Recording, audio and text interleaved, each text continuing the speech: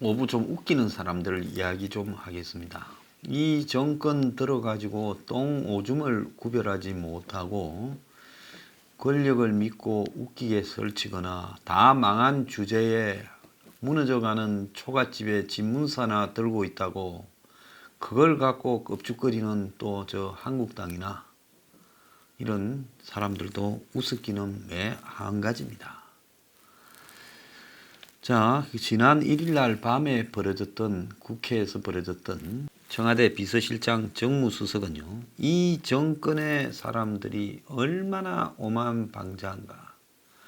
자, 언론이 다 보고 있는 국회에 나와서도 저러는데, 언론도 국회도 아닌 자기들끼리 있는 장에서 정치판을 기획을 하고 짤 때는 어떤 소리를 하겠는가. 어쩔지 눈에 선하게 보입니다. 비서실장이라는 노영민은 조국 임명이 잘못됐다니 결과적으로 그렇게 돼버렸다. 잘못된 게 아닌데 조국을 공격하는 나쁜 놈들 때문에 그렇게 됐다라는 이야기입니까? 그래서 여당 의원이 대통령 닮아가냐 이렇게 말을 하니까 북한의 미사일이 우리한테 위협이 안 된다 이렇게 말한다고 한국당의 원내대표가 우기지 말라 이렇게 말했다고 정의용이 뒤에 앉아있던 강기정이가 사람이 기질이 어디 갑니까? 이 사람 국회에서부터 툭 하면 튀어나가 몸 던지고 주먹 휘두르고 그러던 사람 아니에요? 우기다가 뭐냐고 소리를 질렀습니다. 야당과 소통하라고 만드는 자리가 청와대 정무수석인데 소통은커녕 지 차례도 아닌데 툭 튀어나가 갑툭튀 해가지고 삿대질하며 화를 버럭 냈습니다. 한마디로 소통은커녕 야당을 언론 앞에 국회 앞에서 깔아뭉개는 짓거리를 하고 있는 거죠. 조선일보 사설에 보면 노영민은 지난번에 국회에 갔을 때 문재인의 친일파 소송 사기 연루 의혹을 묻는 야당 의원에게 지금 말한 거 책임질 수 있냐? 여기서 말고 정론관에서 가서 해라. 그거 뭐겠어요? 면책 특권 갖고 그러지 말고 너 떳떳하면 밖에 나가서 그러면 내가 너 집어넣을 수 있다. 이 소리 아니겠어요? 자, 이 정권 들어서 유독 지금 심한데요. 지난번에 임종석이는 대북 대미간이 의심된다니 5.6공화국 때 언님은 어떻게 살아갈지 모르지만은 나는 민주주의를 위해 노력했다. 부끄럽지 않게 살았다. 아니 전두환 때 데모한 게 뭔 그것도 주사파 데모한 게 자랑입니까? 개나 소나 다 했어요. 그래도 딴 사람들은 데모하고 나서 깨끗이 털고 민주화 됐으니까 자기 인생 살러 갔지만은 데모한 그걸 가지고요. 한양대학에서 평생을 눌러앉아가지고 주사파 운동권 사회단체 친북활동 이런 부분 하다가요. 그 다음에 뭐 했습니까? 북한에 돈 받아주는 게 있죠. 지적재산권. 그러다가 비서실장 된 게 부끄럽지 않게 살은 거예요. 내 같으면 지구멍에 들어가겠어요. 유엔에는 위장 전입을 비판하니 민주화 운동과 정치활동을 한다고 그리 됐다. 그래, 그거는 묵고 살지도 않고 공기만 마시면서 민주화 운동 정치활동했냐?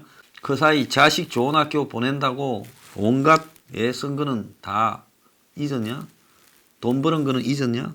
제가 정말로 뻔뻔하다고 보고 있습니다. 자, 박영선이는 청문회에서 혐의 놓으니까 황교안 의혹을 제기했어요. 툭 하면 황교안 의혹 들고 나옵니다. 이인영이는 마이크가 꺼진 줄도 모르고 관료들은 틈만 주면 엉뚱짓 한다 하고 김상조는 공정거래위원장 시절에 재벌 혼내느라고 늦었다고 이야기를 합니다. 자, 이 정말로요. 한국의 이 좌파라는 것들이 간이 배밖에 나왔습니다. 강기정이 당장 해임하라고 야당이 말하는데 청와대는 깔아뭉개고 있고 아마 문재인이가 잘했다고 강기정이하고 통화했을 겁니다. 저렇게 해야 내가 데리고 쓴다. 출세한다. 이렇게 지금 하고 있어요. 청와대가 이러니까 청와대에 거수기 노릇하는 민주당에서는요. 당 쇄신 좀 하자고 했는데 의총 열자마자 40분 만에 이해찬이는 이제 야당 헛발질로 지지율이 회복됐으니까 뭐 더 딴소리 하지마. 지지율 회복됐으면 됐지. 한국당 지지율과 민주당 지지율이 역전될까봐 나한테 떠들었지 않아. 그런데 이제 지지율 다시 벌어졌으니까 잔소리 하지마 하고 나가버렸습니다. 범여권의 분위기가 이러니까 사회단체에서도요. 참여연대 같은 데는 그야말로 문 정권에 제일 출세시키는 대학이 참여연대 아닙니까? 자, 김경률 씨에 이어서요. 조혜경 참여연대 경제금융센터 실행위원이 조국 사태 때 참여연대가 시민단체로서 권력감시 역할을 포기했다. 참여연대 25년 활동에 오점을 남겼다. 관변 시민단체로 전락했으니 지도부 총사퇴하라. 이렇게 이야기를 했습니다. 자, 참여연대는 지금 조국 문제에 대해 의혹을 제기한 김경률 씨를 제명한다다가 그냥 내보내는 선에서 끝내기로 했다는 겁니다. 지금 곳곳에서 지금 양심이 있는 좌파들이 지금 이래서는 안 된다고 이야기를 합니다. 이 조혜경 씨는 참여연대 집행부 다 사퇴해라. 나는 떠난다고 글을 올렸다는 거예요. 이분 참 훌륭한 분이에요. 권력을 불편하게 하는 감시라로서의 역할을 스스로 포기했다. 관변 시민단체로 전락해버렸다. 본연의 감시자로서 자리로 되돌아가려면 고통스럽겠지만은 지도부가 책임져야 된다. 시민단체의 정치적 행위가 특정 정권을 보호하는 게 아니다. 정부 돈을 한 푼도 받지 않는 것이 시민단체의 독립성의 전부가 아니다. 정치적으로 거리를 두고 균형을 잃지 않으려고 노력을 했지만 문재인 정권 들어서 중심이 무너졌다. 조국 사태는 그간의 균형 잡으려고 했던 모든 노력을 수포로 만들었다. 참여연대 인사들이 선출직이 아닌 정부의 중심부와 요직에 들어가면서 이런 일이 벌어졌다. 의식하지 못한 사이에 참여연대가 현 정권에 대해 정관 예우를 하는 것이 아닌지 성찰해봐라. 자, 김연철이 김상조부터 줄줄이 이어서 다 들어갔죠. 네, 그래도 민주당은 이 선거 기획단을 띄웠는데 양정철이 근데 주도하는데 금태섭이 넣었어요. 민주당에 지금 얼마나 비판을 하고 있어요? 공수처 등에 대한. 그런데 그 금태섭이를 선거 기획단에 넣고 프로게이머 출신의 27살 황희두, 여성정치연구소장 김은주 등 조국 사태에서 떨어져 나간 2030 등을 한다고 여성 청년을 9명을 냈는데 한국당은 1명을 넣었다는 겁니다. 민주당은 선거기획단 15명 중에 여성이 5, 2030이 4명인데 한국당은 12명 중에서 여성은 전희경이 안 하고 2030은 전무했다는 거예요. 전희경이가 뭐 기득권이죠. 그러니까 이 당은 안 된다라는 겁니다. 지금 오늘 보면 김태현 의원이 영남권 강남 3구의 중진부터 다 물러나라. 텃밭 3선 이상 용퇴하라고 기자회견을 열고 발표를 했어요. 영남이나 서울 강남 3구 등 기반이 좋은 지역에 3선 이상 의원, 당의 지도자급 인사들은 용퇴 결단을 내리던 수도권에 험지로 나가라. 이렇게 했는데요. 근데 이런 것 전에 어제 박찬주라고 황교안이 영입하겠다라는 사람이 지금 10시에 기자회견을 63 빌딩에서 하면서 말을 하는 과정에서 상당히 많은 실수를 했습니다. 삼청 교육대 발언까지 했고 이 말에 사과할 생각이 없다까지 했습니다. 자, 본인은 한국당 입당 의사를 굽히지 않는다 했지만은 지금 막 속보 나오는 걸 보면 박찬주가 우리 공화당에 입당을 한다고 합니다. 홍문종이가 TV조선과 통화해서 박찬주로부터 우리 공화당에 입당하겠다라는 의사를 확인했다. 이렇게 말을 하고 있어요. 본인은 한국당을 싫어해도 가겠다고 바득바득 우기다가 한국당이 반대하니까 이제 우리 공화당에 가겠다고 이야기가 나오고 있습니다. 자, 황교안은 한국당에 박찬주를 배제한 게 아니라 보류했다라고 하다가 박찬주가 어제 이제 기자회견을 하고 난 뒤 여론이 안 좋아지니까 황교안이 말을 설 바꾸어서 박찬주를 이제 좀 뺀다 하는 식으로 입장을 바꿨습니다. 자, 이 사람은 어제 자기 편리한 대로 말을 했지만은 지휘관으로서 공감병 같은 사람을 대하는데 하자가 있었던 것은 분명합니다.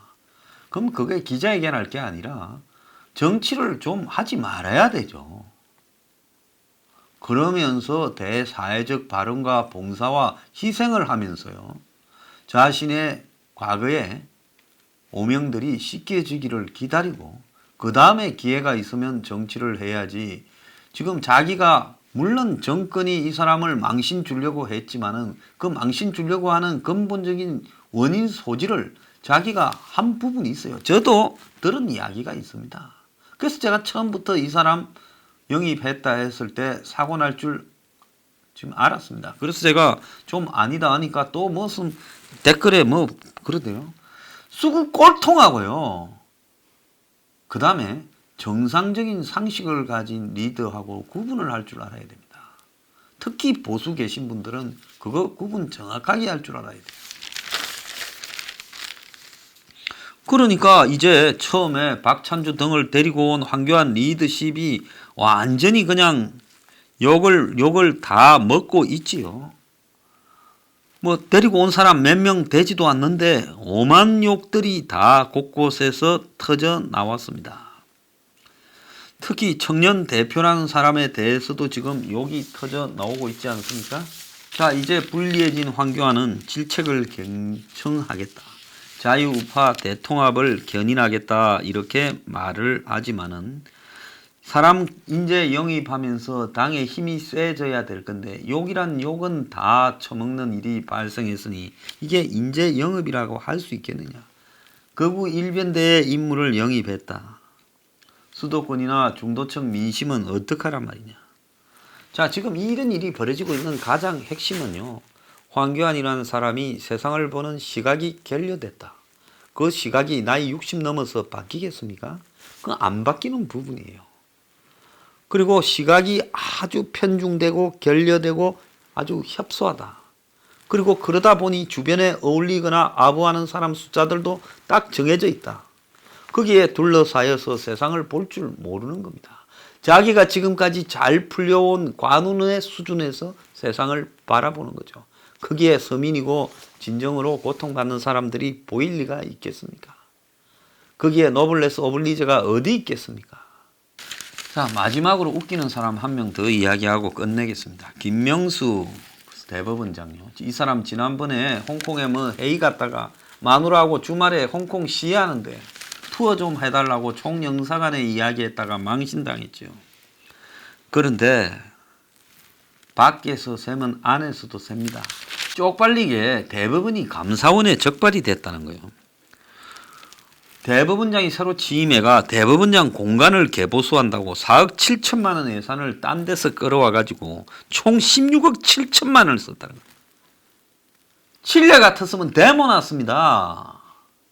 창피하지 않습니까? 법원 행정처는 예산 심의 과정에서 국회와 기재부에 15, 16억의 예산은 너무 과하니 10억 미만으로 하라 했는데 무시하고 이렇게 공사비를 썼고요. 또 판사들이 작년 한 해 업무 추진비 5,400만 원이나 되는 돈을 주말 오전이나 평일 밤에 11시 넘어서 카드를 긁었다는 겁니다. 김명수는 공간에 고급 석재에 마감재에 8억, 인테리어에 3억을 썼다는 겁니다.